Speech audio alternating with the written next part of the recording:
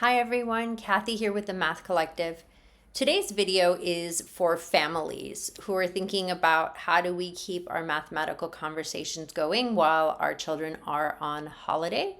So I'm going to share with you really simple ways to integrate authentic mathematical conversations in your everyday lives. And I'm going to start by sharing with you a recent activity that I did with my own 9-year-old at home, which was building a gingerbread house. So she really took the lead on this project, but I obviously found the mathematics everywhere, and we spent some time exploring how many of the different toppings that we had. So we're going to go ahead and look at first our pile of gumdrops and asking, what do you notice? What do you wonder? So I opened the package, put them on the counter, and we kind of just looked at them and we noticed a lot of different things about our gumdrops, including that some of them have red on the top with green on the bottom. Some of them had green on the top with red on the bottom. And after we continued exploring and wondering, do they taste different? Do they have different flavors? I asked her about how many do you think there are in this pile? And this is a really nice way to think about making an estimate and assessing the reasonableness of our answers. And, mathematicians really need a lot of time counting and determining what does 50 look like, what does 100 look like, what does 1,000 look like, in order to be able to make reasonable guesses. So if your child says, oh, there's 10, just accept that. Don't correct that at the moment, but you're going to have a chance or encourage them to count and give them an opportunity to revise.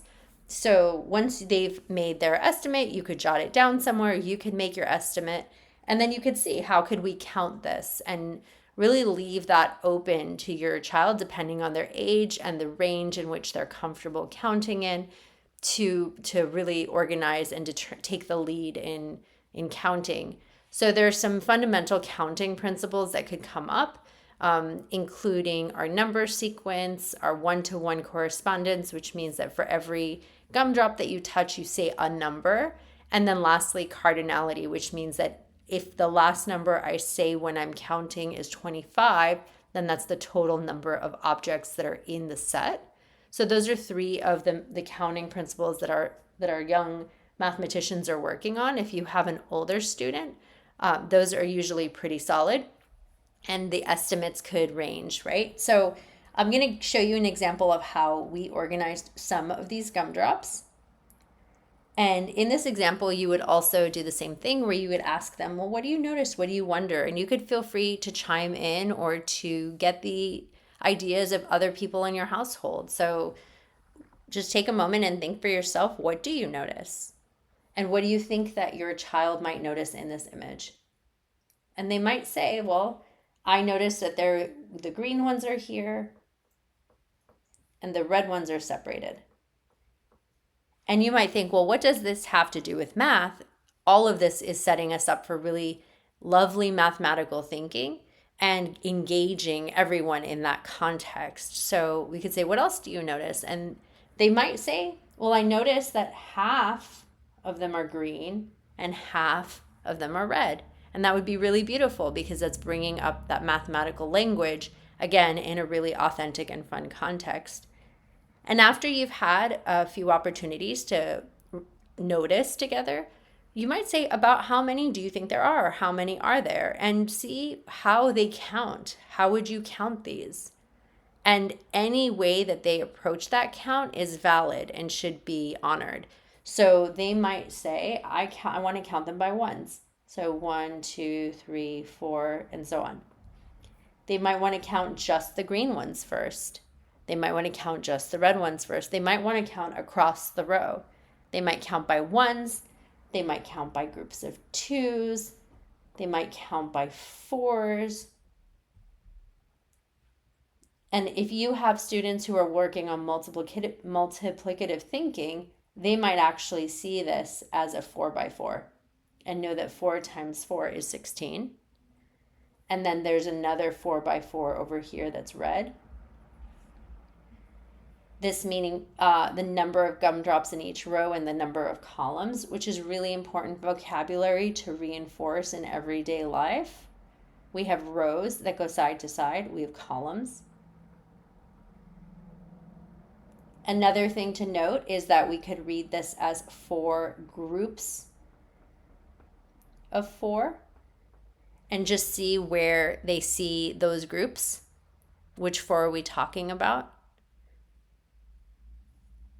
And however they want to approach this, it's supposed to be really open-ended, and you can chime in, but we're not guiding that thinking. We're kind of just listening into their ideas. And as I said before, if there are other people in the household who can come and look and give their ideas and their thinking, really it is the more the merrier in terms of voices that you could share.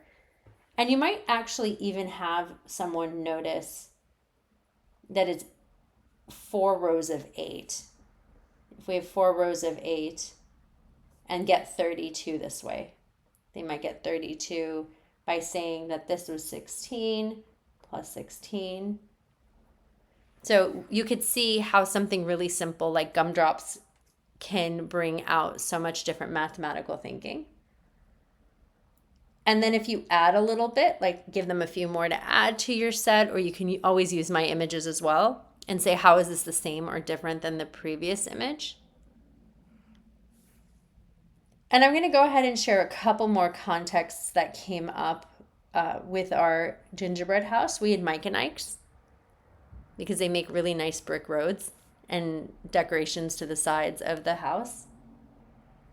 So again, something really simple, a handful of candy. What do you notice? What do you wonder? And if you have access to these things, it doesn't really matter. You can raid your pantry. Anything can make a collection, dried pasta, beans, anything that you have access to. And then here you see we have also our M&Ms that we use that we just quickly arranged into rows and columns, and we can have a really rich discussion about the candy, which could just start with, again, I noticed the colors, I noticed the shapes, I noticed that some of them have M's, some of the M's are not very visible, and then it could go into how many or how would you count these, and really, as I said before, honoring whatever way they want to count it or think about it is valid. I think the most important thing is for the math experience as a family to be positive and fun. And if at any point that seems to be not happening, it's a good time to just sort of step back from it and try it again at a different time. But the math is there in your houses and in your lives, and it's not really anything that you have to go out of your way to find or to create, but these opportunities to engage in mathematical thinking are really there around you. So I hope that when you have some time over the winter break, that you'll take that time and connect with, as a family, with your environment and the math around you, and have some fun with those mathematical conversations. If you try it out, I'd love to hear how it goes. And as always, thank you and happy holidays. Bye.